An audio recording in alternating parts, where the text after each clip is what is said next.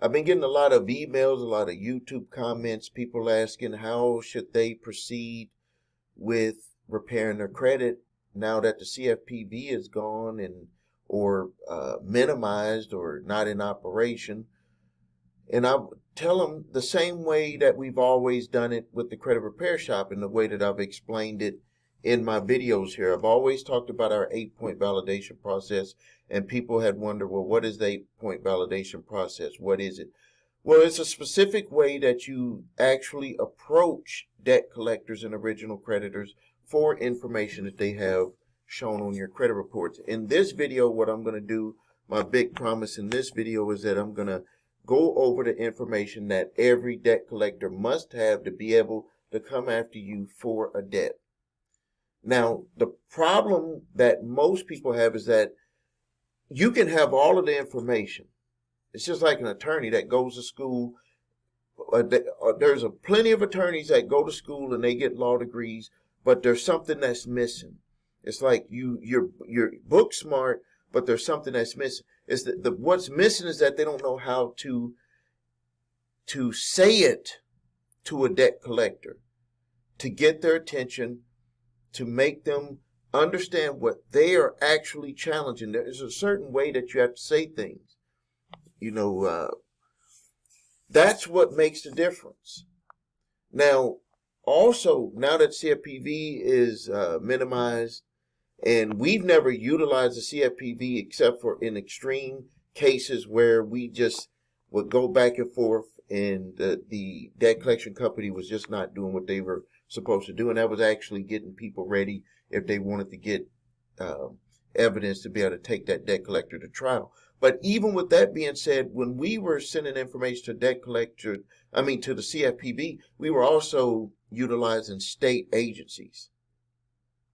And as a matter of fact, you'll get more traction with state agencies, but the state agencies were kind of defaulting over to the CFPB because they were the umbrella for everything that was being handled for dealing with debt collectors. Now that umbrella has holes in it, the default will be with your specific state agency. And every state has an agency that regulates debt collectors in banking. Even if you don't have to be a licensed debt collector in your state, that they don't have to have a license, there's still going to be regulations that they have to abide by, including the Fair Debt Collection Practices Act. So now when you're dealing with debt collectors, these are the things that you need to understand that you can ask for when dealing with any debt collector. And it remains true no matter CFPB or not. This is what we've always done since 2006 with the credit repair shop. And bar none, when you utilize this information and ask for it, you're going to be able to get somewhere. And then also, before I continue, something that you need to understand about business, if you're not a business owner or if you have a business and not a successful business owner, this is something that you need to understand about dealing with business, is that business owners always want to resolve things. We don't want to come into the office and sit there and deal with problem after problem after problem, even though our business is solving problems. But the way we look at it is we're solving problems to be able to move forward.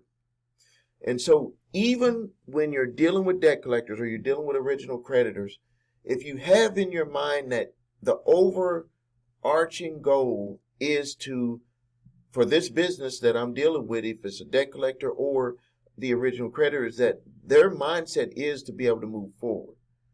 So in any negotiations, in any back and forth documents that are presented, if you have the mindset of, I'm trying to resolve this issue, but I need to get certain information to even be able to make an educated decision on what decision I should make, business owners understand that. That is the way that I've built my companies. And when I've had disagreements with other companies or disagreements with people myself, I've been on both sides of the disagreement, is that if you're looking for resolution, and sometimes the resolution could be where a debt collector is going to say, you don't owe us anything, and basically saying thank you for allowing us the time to look through the documents to see that we were wrong. That can happen. But there's a back and forth to get to that. And because we live in this, and I know I say this a lot, we live in this McDonald's fast food society, and I'm not trying to pick on McDonald's, but we live in this fast, get it now society, is that people quit too fast. They don't want to have the back and forth that it takes. They actually think that a debt collector is only dealing with them when you're just a number on their spreadsheet of thousands of people. And that it can take time. It can take a lot of back and forth. And also, you don't know what type of employee is in there that's reading your response. So no matter what you're dealing with your credit, no matter what you're dealing with resolving your debt, it is going to take work. That is my message to you right now, that you need to internalize to be able to help you move forward. And if you have this feeling inside, well, how long is it going to take? How long have you been living with bad credit right now? How long have you been living with too much debt right now? Look at all the years that you've wasted. And if you would have put this, just what I just told you, into action, you could have potentially resolved it by this time, by the time that it is right now. So now let's get right into it. What you need to, when you're dealing with debt collectors, to establish their ownership of a debt that they've purchased from the original creditor, is that you need to ask them for the bill of sale and assignment. This is a legal document proving the sale or transfer of debt from the original creditor to the debt buyer. And it should include the date of the transfer, names of the debt buyer, everything. And if it was transferred through multiple debt buyers, then you need to ask for the chain of custody, because if it was resold. Now, this brings up a problem. I'm not going to go into too much detail right now, but when you see that a debt was sold to a portfolio company and then sold to another debt collector, you're already in the realm of reliable document issues, because that the debt collector who purchased it last, or any that's after the first one, can only state legally, if challenged, that the documents that they got were from the portfolio company or another debt collector, that they were not reliable information directly from the original creditor. They imply it, but they cannot really state that. And there's a way to challenge that back and forth. But you start with first finding out who the hell got it, how they got it, and proof that they are have some legal document proving that they can try to come after you for that debt. The next thing is you want to get the account statements, all of the statements. Now, according to the Supreme Court, when a debt collector buys a debt, they become the original creditor. When they become the original creditor, this is very confusing, but according to the Supreme Court, if a debt collector buys a debt and they don't collect debt for other companies, that they only buy debt and collect it for themselves, they actually become the original creditor. Standards of becoming an original creditor is that you have to maintain all the documents from day one. So if you ask them, okay, Mr. Original Creditor, now that purchased the debt, now you're the original creditor because you don't go out and collect it for other companies, you only buy debt and collect it for yourself. I want all of the documentation to prove how this amount came up. Because you wasn't actually transacting loans. You wasn't actually signing contracts and everything. You just bought the debt. So I want all of the information so I can do an accounting on this debt. And there's a specific way that you got to ask that. But bottom line, ask for it. Next thing is your payment history. Now you might be saying, well, I just got all of the statements, wanted to have a payment history. No. This is a sneaky one that they try to pull. They'll just throw all the statements out there. They won't even put your payment history. Again, if you were to go to the original creditor and say, I want all of my payment history, what would the original creditor do for you? They would get all the payment history. You have a right to get all the payment history. Other thing is that you have a right to get the original signed contract. The contract between you and the original creditor. How can they say that they want to enforce a contract from a debt that they purchased and they don't even have a contract. So you want to make sure that you get the original contract. You want to make sure that you review it. And you want to make sure that that original contract is signed. It might have a digital signature. You want to make sure that those dates are right, nothing manipulated. Or if you signed it in person, you want to get that. New visitor. You also want to get the charge-off statement. This is something that a lot of people are not aware that they can ask for. When a debt collector buys your debt, they must provide you with the charge-off statement. The reason why is because that shows that they were in compliance with the statute of limitation or the time bar stipulation on going after you for that debt. So if you ask for the charge-off date and it's past the statute of limitations, anytime that they are contacting you, they're supposed to specifically state, having a little bit of trouble rolling that out of my mouth today, specifically state that the debt that they're attempting to collect from you is time barred and that they have no legal remedy. They actually have to tell you that according to the Fair Debt Collection Practices Act. So if they send you a letter for the debt and they don't say, or they call you and they don't say that this is a time barred debt, they're never going to say statute of limitations. The terminology that they had put when they lobbied and had the law, had their input on the law that was put in place for the Fair Debt Collection Practices Act and all of the updates and amendments was to put in there time barred, because most of you don't understand what time barred means.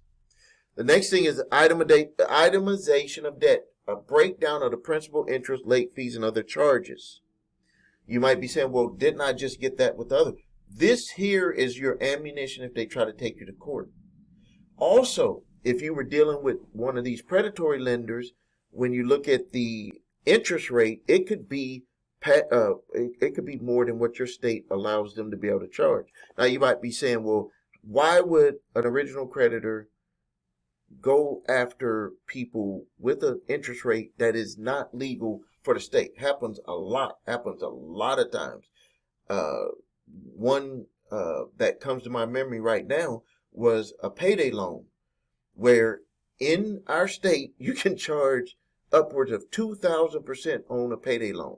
2,000% is the max. But if it recycles within the same month, recycles the loan, and they charge the interest again, it goes over. And we had to do some calculations to figure that out. But if they do that, if you got a payday loan and you renewed it within the same month, look at your interest rate. They are probably over the legal maximum that they can charge you by simply doing that. They cannot do that.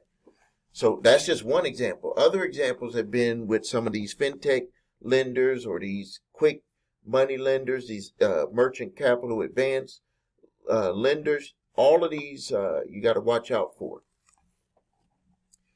Next one is all of your communications records that you had with the original creditor.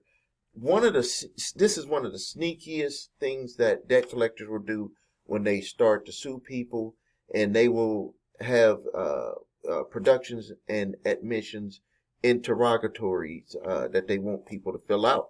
And specifically in there, it'll say that list all of the communications that you had with the original creditor, because what they're trying to do is to set it up for you to kind of trap yourself. And it's like this. You're the one that is suing me, not the other way around. And you're the one who took the position of the creditor when you purchased that debt.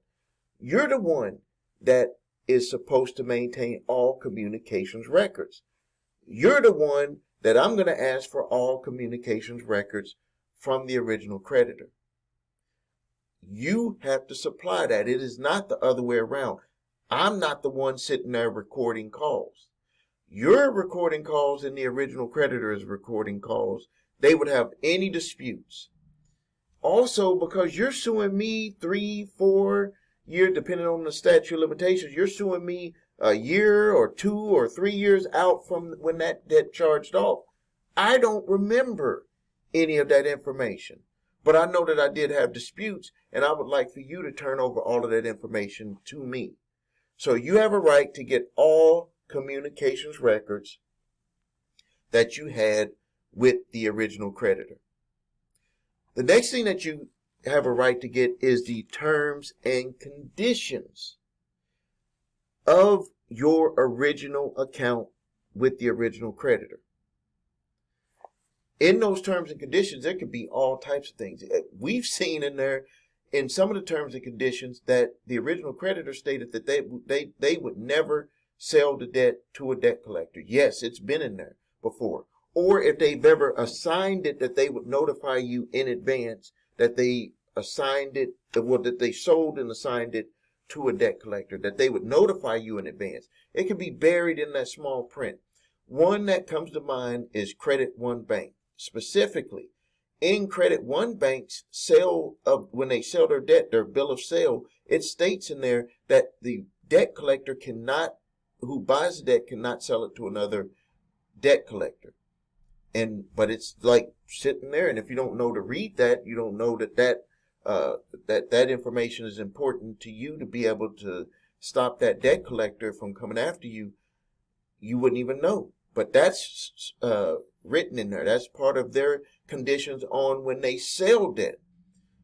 But you want to look at all of that stuff. So now, what I've just done is went over 9 things that you can ask for. 9. I went a step further. 9 things that you can ask for when you're dealing with debt collectors. So now, if you need help with your credit, please visit us at thecreditrepairshop.com. Watch the video, what makes us different, so you can see my 8-point validation process, my 2-phase settlement process. If you need your credit reports and scores, go to the website yourthenumber3scores.com and grab your TransUnion, Equifax, and Experian credit reports and all 3 scores. If you have debt collectors coming after you, grab my 3-factor letter, statute of limitations, debt validation, and cease and desist collection activities letter. Thank you for your time. Subscribe to the channel. Post your questions and comments. This is Stephen A. Williams, President and Founder of thecreditrepairshop.com.